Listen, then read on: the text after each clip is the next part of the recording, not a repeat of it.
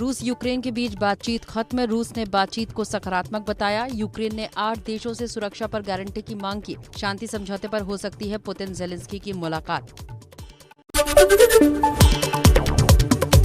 Zelensky का शांति प्रस्ताव का खत देखकर भड़के पुतिन।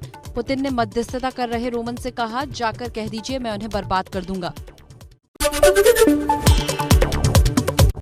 मारियुपोल शहर में घुस रहे एक रूसी T-72 टैंक पर ग्रेनेड से हमले के बाद लगी आग। कैमरे में कैद हुई लाइव तस्वीरें।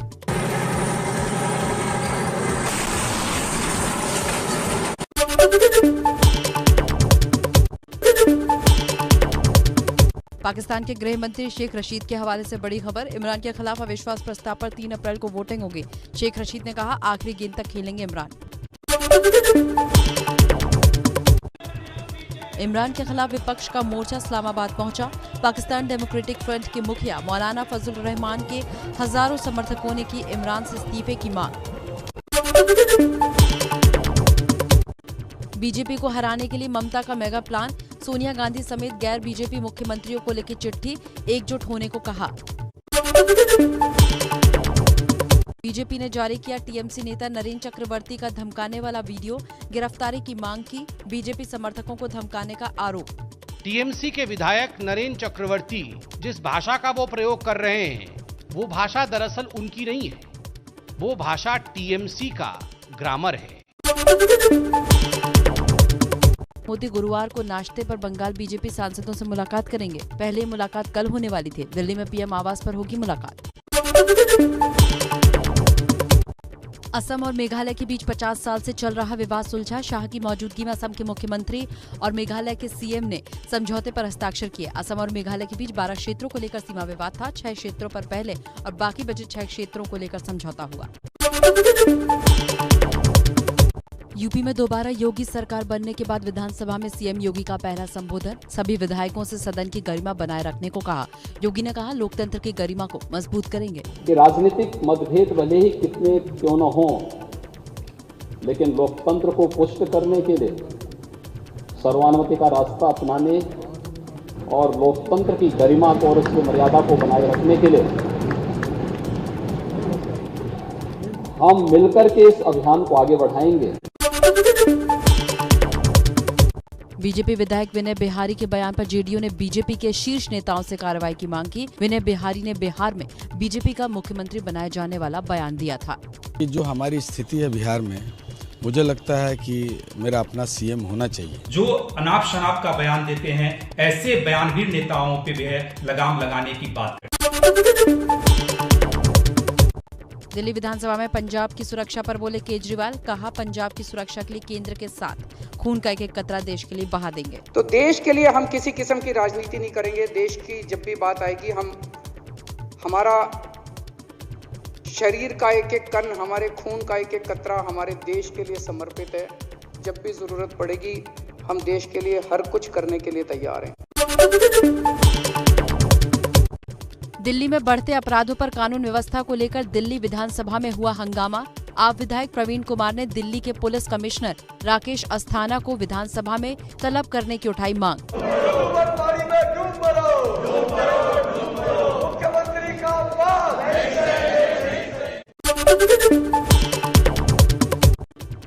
दिल्ली में बीजेपी संसदीय दल की बैठक में आने वाले दिनों में संसद में सरकार की रणनीति पर चर्चा। सांसदों ने गरीब कल्याण योजना आगे बढ़ाने पर पीएम को कहा शुक्रिया। सांसदों से अगले महीने बैठक करने को कहा गया।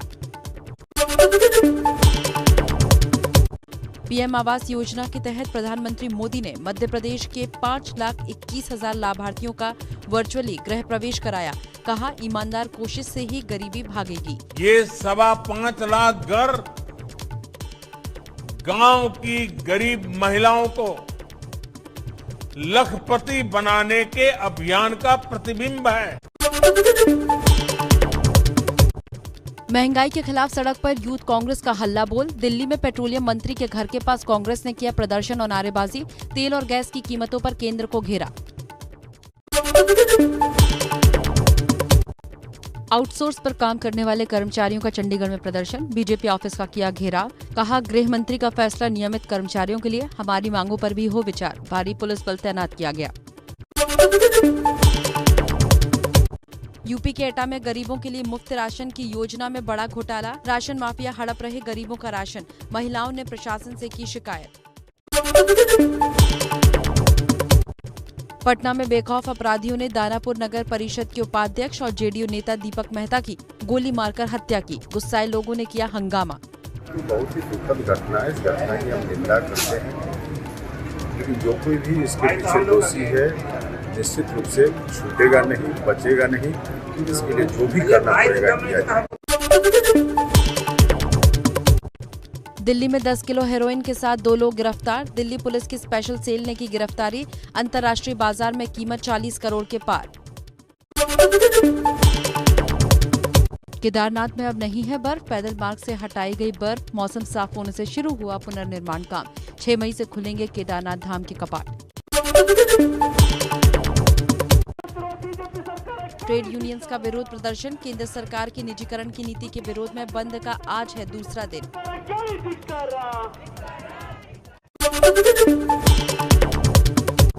तालिबान ने बिना दाढ़ी वाले सरकारी कर्मचारियों के काम करने पर लगाई रोक। कर्मचारियों से दाढ़ी न कटवाने और लंबे टोपी या पगड़ी वाले स्थानीय कपड़े पहनने को कहा। इमरान के खिलाफ विपक्ष का मोर्चा इस्लामाबाद पहुंचा। पाकिस्तान डेमोक्रेटिक फ्रंट के मुखिया मौलाना फजल रहमान के हजारों समर्थकों ने की इमरान से इस्तीफे की मांग।